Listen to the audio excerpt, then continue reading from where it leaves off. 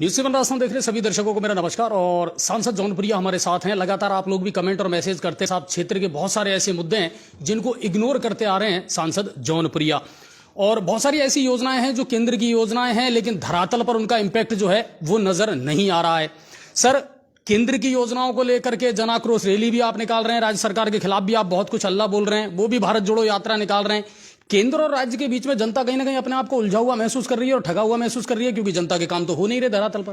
देखिए, जिस हिसाब से प्रदेश गवर्नमेंट के अधिकारी लगे हैं, प्रदेश गवर्नमेंट नहीं करना चाहती, उसके हिसाब के अनुसार में आज गैप आ रहा है। इसमें सच्चाई है, कोई दो राय की बात नहीं कि आज माननीय प्रधानमंत्री जिस हिसाब से हर चीज में पैसा दे रहे हैं, उस पैसे का धरातल पर काम नहीं हो पा रहा।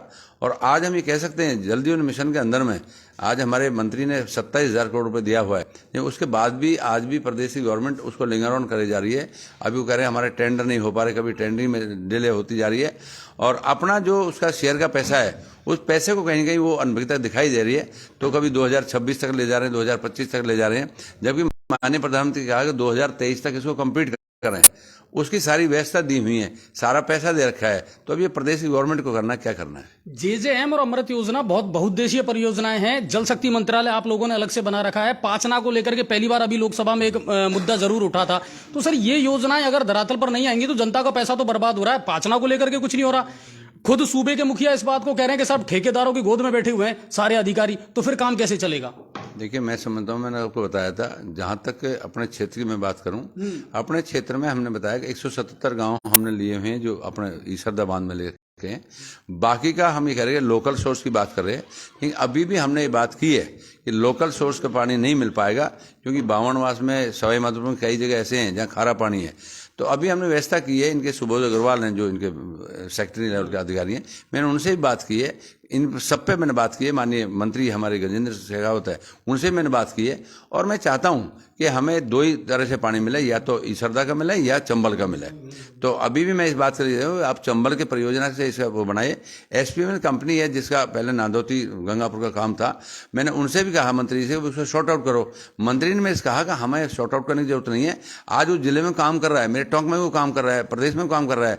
तो जो कंपनी प्रदेश में काम कर रही है वो कंपनी जब डिस्प्यूट में नहीं समझता कि उसका शॉर्ट आउट नहीं हो पाता, तो मैं आज भी इस बात के लिए तैयार हूं कि मैं चंबल या ईसरदा इन दो में से पानी की पूर्ति हो, ताकि मेरे जिले के अंदर में सवाई माधोपुर में पानी की पूर्ति और कहीं से नहीं कराऊंगा।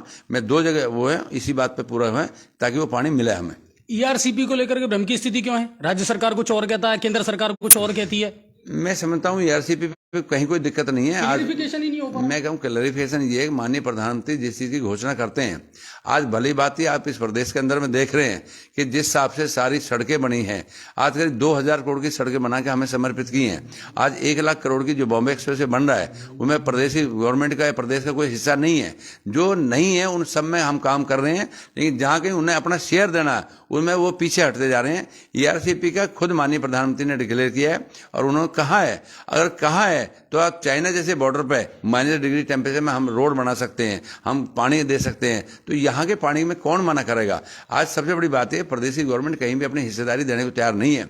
हम तो आज में जल जीवन मिशन में 27,000 करोड़ रुपए दे रखा है, अब उसमें वो कहीं लगाने को तैयार नहीं है, तो आप ईआरसीपी में कहाँ पैसा दें। अगर वो कभी कह रहे हैं कि 100% आप वो दे दो, आप इसे केंद्र की वो घोषित कर दो, जब सारा हमें ही करना है तो फिर आप काम क्या है। जब आप अपना प्रदेश में कहीं भी हिस्सा नहीं दे सकते, तो मैं समझता हूँ उनका खुद की नीयत नहीं है, नहीं तो प्रधानमंत्री की तरफ से ना झूठी घोषणा करते हैं और ना आज तक की है, जो भी है धरातल करके दिखाया है। भारत जोड़ो यात्रा में बेरोजगारी और महंगाई को बड़ा मुद्दा बनाया कि साहब केंद्र में इसके खिलाफ हम जाएंगे, और बेरोजगारी वाकई में भी हताशा बढ़ी है और महंगाई बहुत तेजी से बढ़ी है, इसके लिए केंद्र सरकार जिम्मेदार है। तो क्या भारत जोड़ो यात्रा का इंपैक्ट आने वाले चुनावों में नजर आएगा? मैं समझता हूँ भारत जोड़ो यात्रा आप सबके सामने, महंगाई और उसकी बात मैं आपको बता दूं कि 65 साल हो गए इस देश को आज़ाद हुए, आज तक 55 साल इस देश के अंदर में कांग्रेस ने राज किया है, और कांग्रेस हमेशा गरीबी मिटाओ का नारा देती रही है।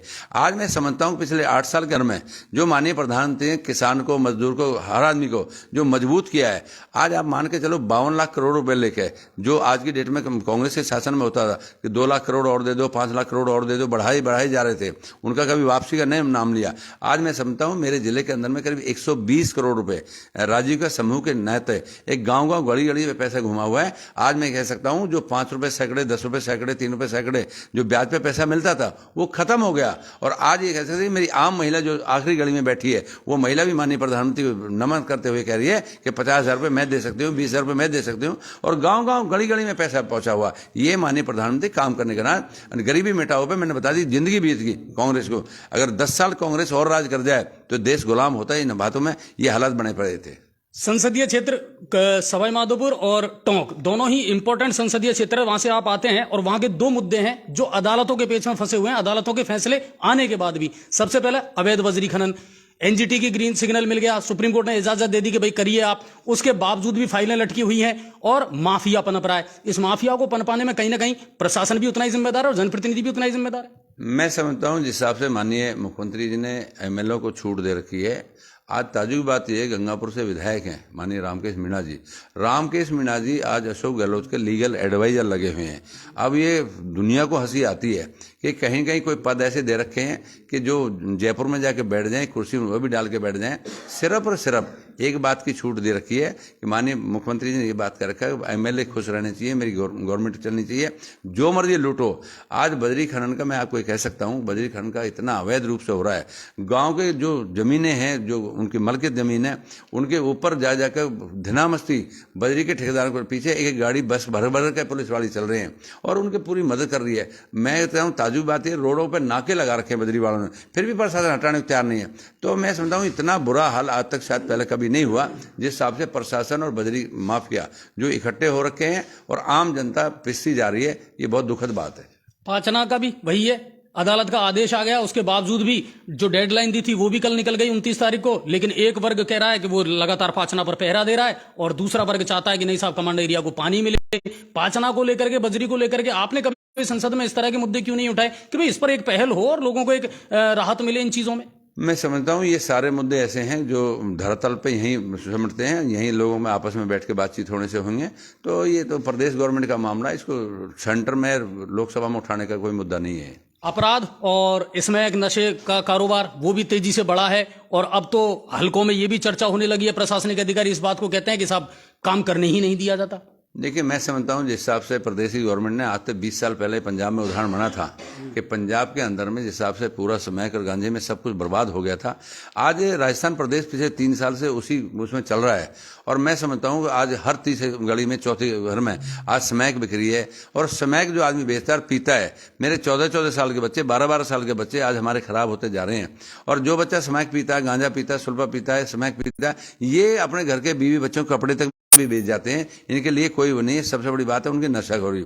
और प्रदेश की गवर्नमेंट नशाखोरी में कहीं भी आप इम्प्लीमेंटेशन नहीं कर रही, उसका ध्यान नहीं दे रही, क्योंकि आप मान के जाओ किस चीज़ का पता नहीं। सारे प्रशासन को पता है किस अड्डे पे स्मैक बिक्री है, कौन कौन बेच रहे हैं, सब बात रहे हैं। लेकिन सिर्फ मतलब वो वाली बात है, मदहोश भी पड़ी है, प्रशासन कहीं भी काम नहीं कर रहा। इसलिए स्मैक के चक्कर में बजरी खनन तो बर्दाश्त कर लेते, ये तो मान लिया अवैध खनन है, चलो काम कर रहे हैं, लोकल बच्चे काम कर रहे हैं, लेकिन इससे तो प्रदेश की आने वाली पीढ़ी खराब हो रही है। ये बहुत दुखद है। इसलिए प्रदेश गवर्नमेंट को तुरंत एक्शन लेना चाहिए। सांसद जौनपुरिया ने अब तक क्षेत्र को, संसदीय क्षेत्र को, कोई बड़ी प्रोजेक्ट हमारे क्षेत्र को, कम से कम गंगापुर के लोग बड़े उदासीनता महसूस करते हैं कि साहब हमारी तरफ कम ध्यान है। मैंने एक मैसेज आपको किया था कि साहब पीलोदा स्टेशन पर कुछ ट्रेनों का ठहराव होना बहुत जरूरी है, तो वहां के लोगों को राहत मिले, क्योंकि गंगापुर के बाद में फिर सीधा महावीर जी और इंदौर है। तो इन चीजों पर गौर किया जाएगा आगे आने वाले दिनों में। देखिए मैं समझता हूँ अभी इसके बाद में आप चाहे हरिद्वार की बात कर लो, चाहे और कई ट्रेनें नहीं चली हैं, ट्रेनों को ठहराव भी हुए हैं। हर आदमी चाहता है कि हर ट्रेन ऐसे ठहर जाए जैसे बस चलती है। अब वो पॉसिबल नहीं है। जो चीज़ पॉसिबिलिटी होती है उसको जब जब समय होता है माननीय मंत्री से बात करते हैं, बात को उठाते भी हैं। और ट्रेनों का जिस हिसाब से अभी रखरखाव ठहरा हुआ है, मैं समझता हूँ वापस फ्री है। आज जो 20 साल पहले काम था गंगापुर दौसा की लाइन का, आज से 20 साल पहले काम सेंक्शन हुआ था, आज तक भी पेंडिंग है। आपके 800 करोड़ रुपए आप खर्च हो गए, आज वो कंप्लीट होता दिखाई दे रहा है। जहाँ तक आपने बात करी 2014 से पहले गंगापुर को देखो कि 2014 से पहले गंगापुर क्या था, सवाई माधोपुर क्या था, और आज 2014 के बाद में क्या है, आपको आप समझ में आ जाना चाहिए। आज बॉम्बे एक्सप्रेस वे पे यहाँ से आप सीधे आदमी चढ़े 2 घंटे में दिल्ली जाकर उतर जाता है। इससे बड़ी और आप क्या बात करोगे। मैं समझता हूँ देश के प्रधानमंत्री ने जिस हिसाब की व्यवस्था दी है, एक किसान को भी मजबूत करने का, गरीब आदमी को मजबूत करने का, आज मैंने 38,000 मकान बना के मैंने दे दिए, 38,000। इससे बड़ी और क्या आप सौगात लोगे।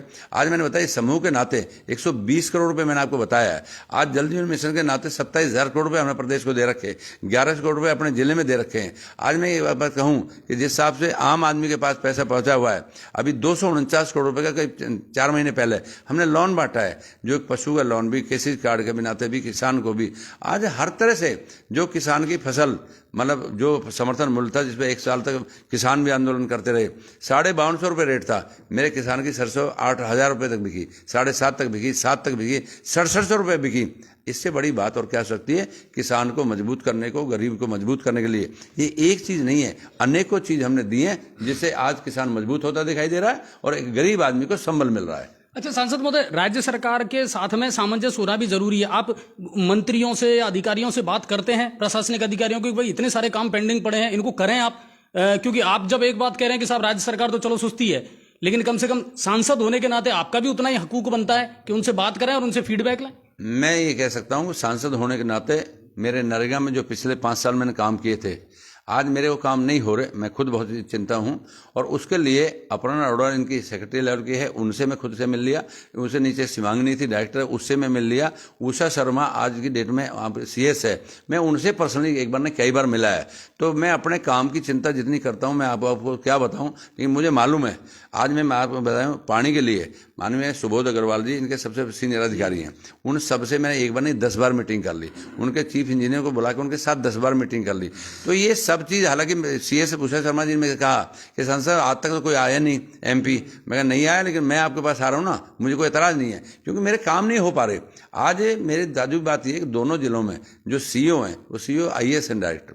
अब डायरेक्ट IAS होने के नाते जो मेरे अपना खेत में काम था, जो मेरे आम गरीब को काम मिलता था, जमींदार को काम मिलता था, किसान को काम मिलता था, मैंने पिछली बार इस टोंक जिले के अंदर में 105 करोड़ रुपए और 100 करोड़ रुपए सवाई माधोपुर में जो एक आम आदमी को बंटवाए थे, जो पैसे अपना खेत में काम के तहत गए थे, लेकिन आज की डेट में नहीं हो पा रहे। मैंने कई बार कह लिया, लेकिन कितना उनके सामने कहोगे, क्या करोगे। अपनी तरफ को कमी छोड़ी नहीं, और ऊपर जहां तक जाना था जयपुर तक भी, वहां तक भी सब है। मैं मुख्यमंत्री से मिला है, और आपको आगे पूछना है तो मैं वहां भी कहा कि मेरे काम नहीं हो रहे। तो इससे बड़ी और इच्छा क्या कह सकते हैं। अभी जहन में कोई बड़ा प्रोजेक्ट जो आने वाले दिनों में सौगात मिलेगी क्षेत्र को? मैं बताता रहा हूं, मैंने आपको बताया सौगात एक नहीं है, मैंने आपको बता दी 2014 से पहले। आप अपने आप ध्यान में जाओ कि 2014 से पहले गंगापुर क्या था या सवाई माधोपुर क्या था, और 2014 के बाद में क्या है।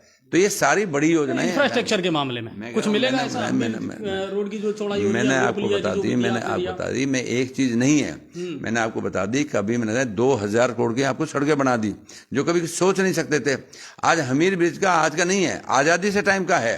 अभी माननीय गडकरी के पास जाके मैं पर्सनल रिक्वेस्ट करके तब उसको लाया। आज 50 करोड़ का संजय का काम स्टार्ट हो गया।